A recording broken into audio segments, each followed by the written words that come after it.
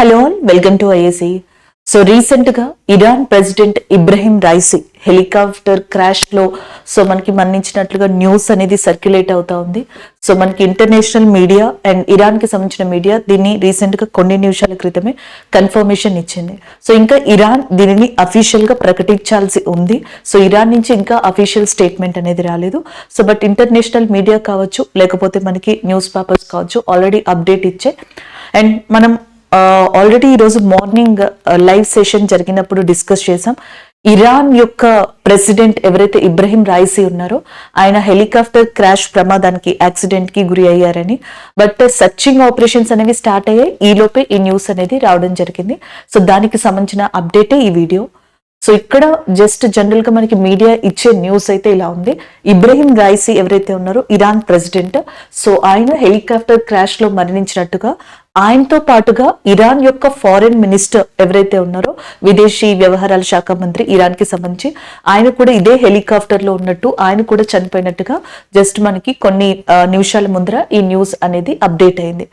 And ఈ person ఎవరైతే ఉన్నారో ఇరాన్ కి ఇండియాకి మధ్యలో జరిగిన చాబార్ పోర్ట్ ఒప్పందం ఉంది కదా, సో దాంట్లో ఇరాన్ తరపున మనకి మేజర్ గా రోల్ ని ప్లే చేసిన వ్యక్తిగా కూడా చెప్పడం జరుగుతుంది.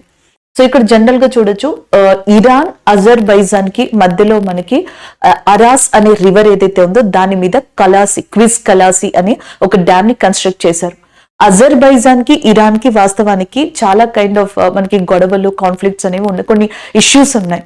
ఉన్నప్పటికీ కూడా ఈ డ్యామ్ ని కన్స్ట్రక్ట్ చేసి రెండు కంట్రీల యొక్క మెయిన్ ఇంపార్టెంట్ లీడర్స్, అటు ఇరాన్ నుంచి ప్రెసిడెంట్ ఇబ్రహీం రైసీ, అజర్బైజాన్ యొక్క అధినేత ఇద్దరు కూడా దీనికి అటెండ్ అయ్యి ఈ డ్యామ్ ని ఇనాగ్రేట్ చేయడం జరిగింది, ఓపెన్ చేయడం జరిగింది. సో చేసిన తర్వాత ఇబ్రహీం రైసీ ఆయన అధికారిక హెలికాప్టర్ ఏదైతే ఉంటుందో అఫీషియల్ హెలికాప్టర్ లో ఫారెన్ మినిస్టర్ మిగిలిన వాళ్ళతో తిరిగి రావడానికి స్టార్ట్ అయ్యారు. సో స్టార్ట్ అయిన తర్వాత మనకు న్యూస్ అనేది రావడం జరిగింది, హెలికాప్టర్ క్రాష్ కి గురి అయింది, వెదర్ బాగోలేకపోవడం వల్ల. సో ఇలా రిటర్న్ వస్తున్న టైంలో ఫాగ్ మంచు వల్ల హెలికాప్టర్ క్రాష్ కి గురి అయింది అని చెప్పారు. సర్చింగ్ ఆపరేషన్ స్టార్ట్ చేశామని కూడా చెప్పారు. ఈ న్యూస్ ఆల్మోస్ట్ మనకి ఒక 10 hours నుంచి సర్క్యులేట్ అవుతా ఉంది. సో చాలా మంది హోప్ ఏమని ఉందంటే, సో మేబీ ఈయన సేవ్ అవుతారు అని చెప్పేసి. బట్ ప్రెసెంట్ న్యూస్ అయితే ఇలా రావడం జరిగింది.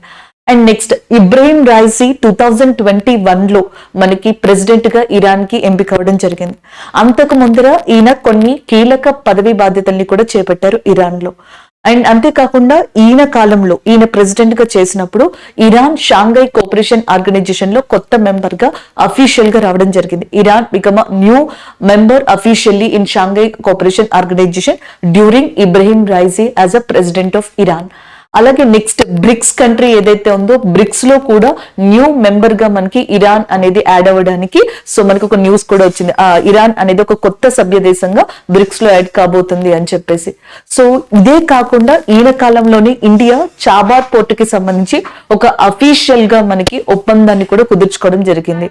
అండ్ ఈయన కాలంలోనే మనకి జనరల్ గా చెప్పాలంటే చాబార్ పోర్ట్ కి సంబంధించిన ఒక డిఫరెంట్ న్యూస్ అనేది కూడా సో జనరల్ గా మనకి సర్క్యులేట్ అవ్వడం జరిగింది.